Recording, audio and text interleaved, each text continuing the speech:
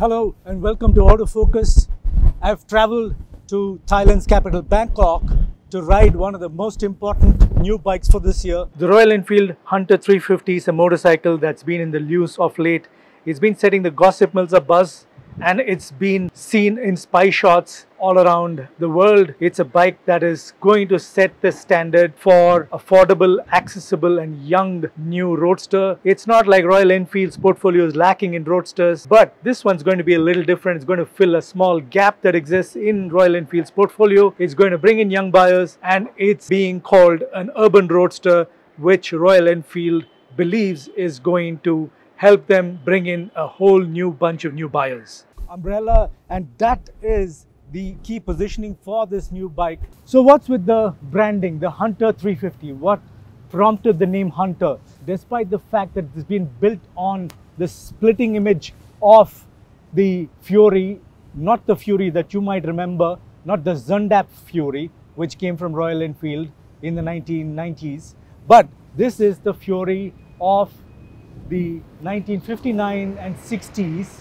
when it was built to pretty much similar dimensions and it looked very, very close to what this looks like in terms of its overall shape and mechanicals. So the Hunter is what it is going to be called. It might be called with a shorter name in some of the markets where it's going to be exported, but what we will be having in India is the Hunter 350, and here it is in the flesh, and we are out here to ride this new bike and find out all the juicy bits about it, get to the bottom of what this has to offer and how this will fit into Royal Enfield's portfolio.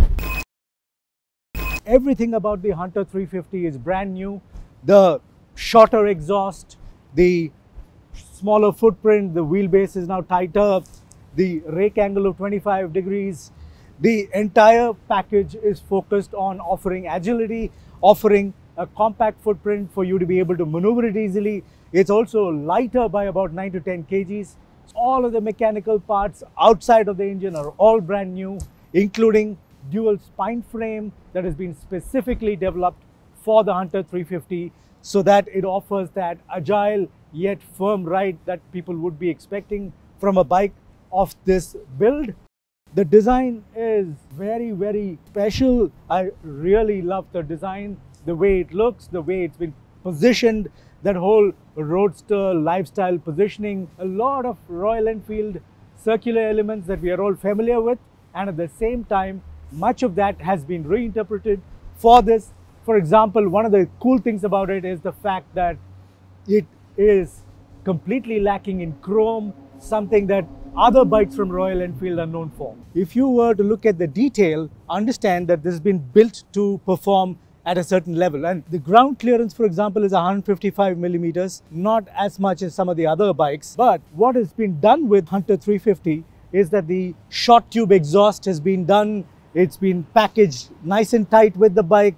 The entire bike falls into a compact profile, and all of that has been built so that it can deliver a certain level of performance. Earlier today on the track, we experienced that again, and last night, where the lean angle that's been sort of programmed into the Hunter 350 is about 45 degrees, but it's so much more capable. At the go-kart track that we rode on, the foot pegs were scraping regularly. The fact that that is possible while it still stays steady and delivers that sort of excitement that you would expect from even a bike of this displacement and character is a standout for me.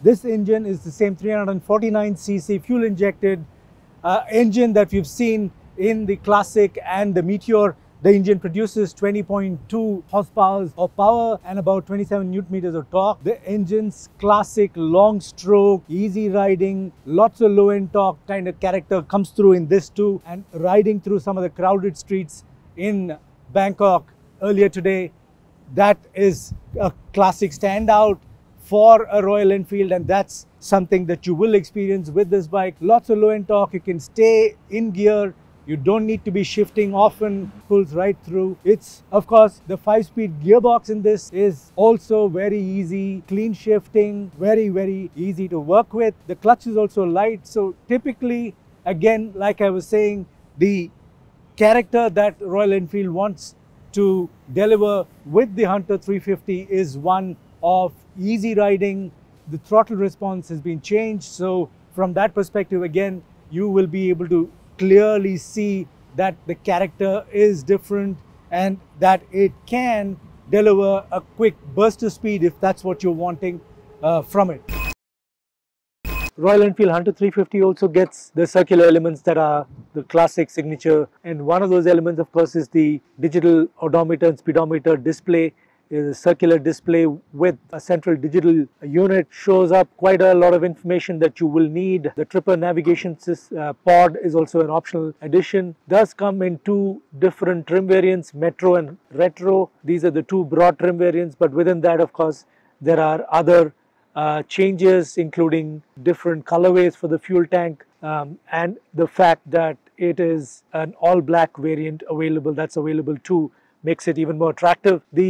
One of the features in the new Hunter that I liked a lot was personalization that's possible with the right kind of accessories available. Now the fit and finish quality for these accessories is a big highlight for the new Hunter, and these are especially good to look at when shot on to the Hunter 350. The new Royal Enfield Hunter 350 gets twin down tube spine frame that's been specially developed for the Hunter 350. It does feature a shorter tail end section, and it's been stiffened and for greater agility and to handle the compact size of the bike. There is considerable strength in the frame. It is strong and you can feel that higher stiffness while riding it into corners and taking turns quickly. There's a lot of confident cornering possible with this chassis and geometry helping inspire that confidence in the rider. The short tube exhaust and the centralization of the mass in the bike also helps in keeping it steady through corners and giving it that sort of extra lean possible. The sharp rake angle of the front forks and the trail, giving it very low steering inertia, and the lighter front end certainly helps in handling tight traffic, something that I experienced personally. The 17-inch rims and the new tires also help in taking corners and turns.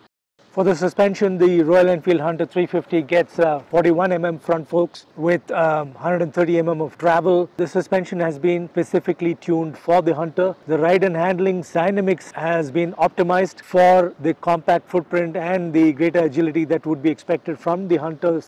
The rear suspension involves twin tube emulsion shock absorbers with 6-step preload adjustment, and the rear wheel travel is about 102mm. Overall, the suspension feels a shade firmer than some of the other bikes in the family, but that also comes from the fact that it has a more compact footprint. I personally felt that the seat could have been a little firmer too. It was probably either the upholstery or the way it was constructed that did make it feel softer than I would have liked. Braking ability is excellent with 300mm front disc and 270mm rear disc with a 2-channel ABS. The new Royal Enfield Hunter 350's ex-showroom prices start from just about 1.5 lakhs and goes all the way up to about 1.64, 1.65 lakhs. This of course could be even more if you were to personalize it with some of the accessories that are being offered. At this price, it is certainly a very, very attractive option, and it is one of the lowest priced Royal Enfields ever currently available. It is going to certainly cause a lot of worry for competitors. Roadster body style is suddenly becoming extremely popular, and that space can certainly be filled by the Hunter 350, and the fact that it's been priced so aggressively certainly makes it a very, very attractive option.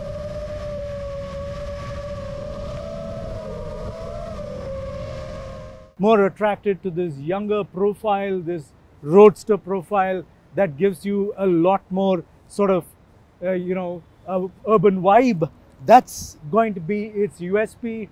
It is going to still, like I said, clash with some of the bikes that are there in Royal Enfield's portfolio, and yet it has a standout character, which I particularly like.